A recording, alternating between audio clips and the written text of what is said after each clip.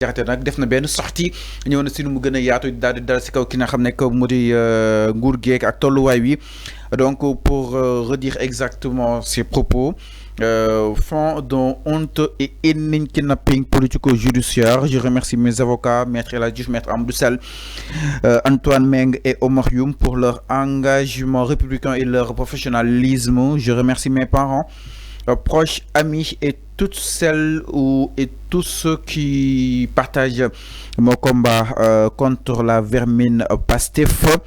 Le parquet manifestement transformé en milice à la solde du pouvoir facile de Pastef vient de me faire condamner à 15 jours de prison ferme après une séquestration de 51 jours après avoir dénoncé la clochardisation de la République. Cette décision politique est une insulte à la République dont le protocole constitue un des éléments de sa sacralité.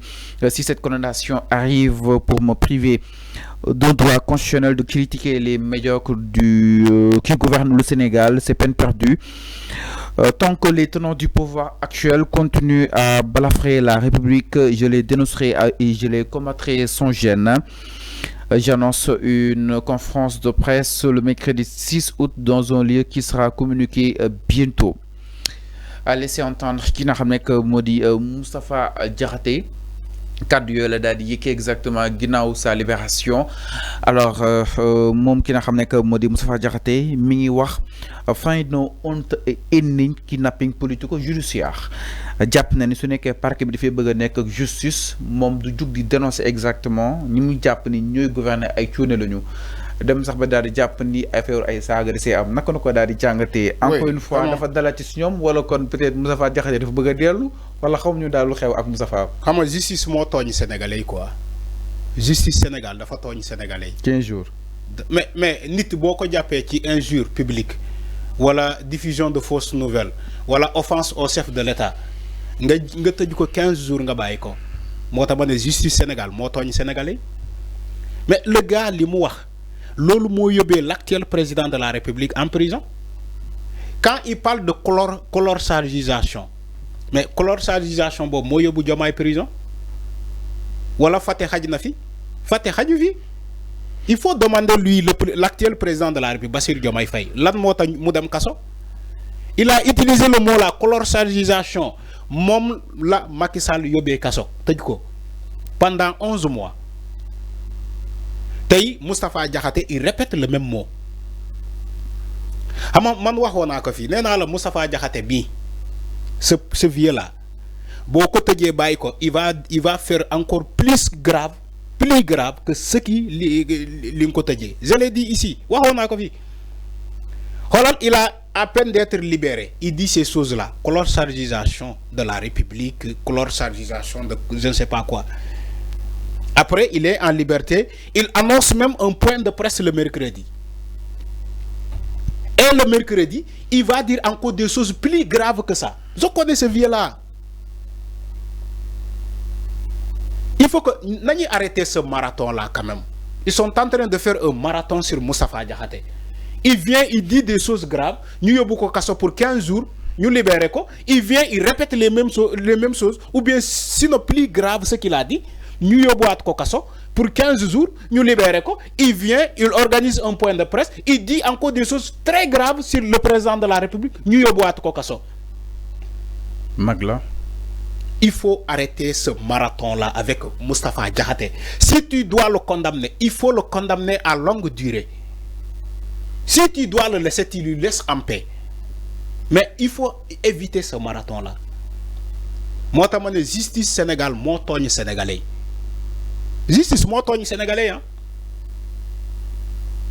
moo tooñ sénégalais le gars c'est un récidiviste Moustapha Diakhaté nee naa la luy génnee ci gémminam munul baax avec son âge nga may naan sànq mag la mag dafay xam ni ko moom mag la mag dafay cëralal boppam mais joxul boppam cër loolu du mag daanaka xale yoo ko gën a yaru loolu Sénégal nga koy gis doo ko gis fen un vieux de 80 ans yaruwul ay xale yu ndaw ñoo koy yar ci mbedd bi lolu musul am.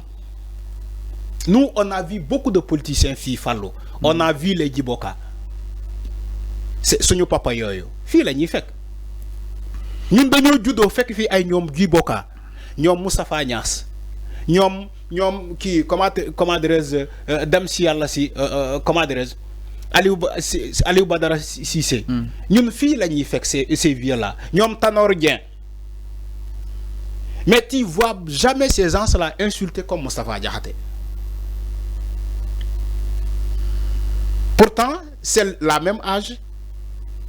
Doo leen mës a gis fenn ñuy saaga doo gis Tanor Dieng muy saaga dooy gis Djiboka muy saaga dooy gis Moustapha Niass muy saaga doo gis kenn muy saaga ci ñoom Idrissa Seck même tout récent ba Ablaye Wade doo leen mës a gis fenn ñuy saaga mais Moustapha Diakhaté mu ne moom def na politique xaw ma depuis combien de temps il est là aujourd'hui avec ses enfants ses femmes en train d'insulter ba ñu yóbbu ko ci kaso di ko génnee dugalaat ko kaso loolu gàcce la. C'est une honte. C'est une honte. Man su nekkoon sama papa dama koy rejeter wala maak mom dañuy xex. Mais il va laisser tout ce qu'il fait là. Il va laisser ce qu'il fait là parce que ça n'honore pas sa famille. Mais en grosso modo, c'est la justice. C'est toujours la justice. Ça a toujours été la justice sénégalaise.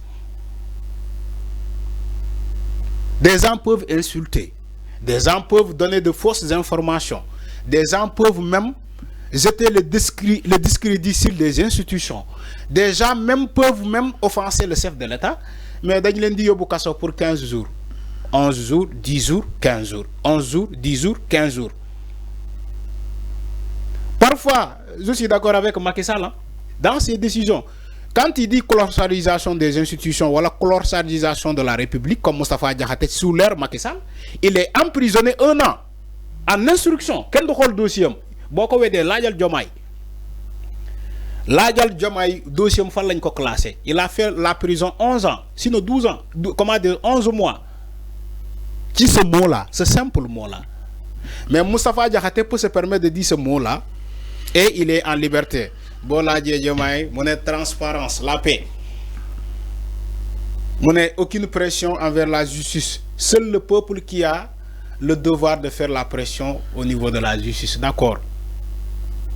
L'avenir nous en dira plus. Alors, nous non, par rapport à li nga xamné que modi justement Moustapha Diakhaté ñu daal di ñëw si leneen sans plus tarder mbokk yi tey jii mu nekk loo xam ni itam ñëpp fësal nañ ko presque la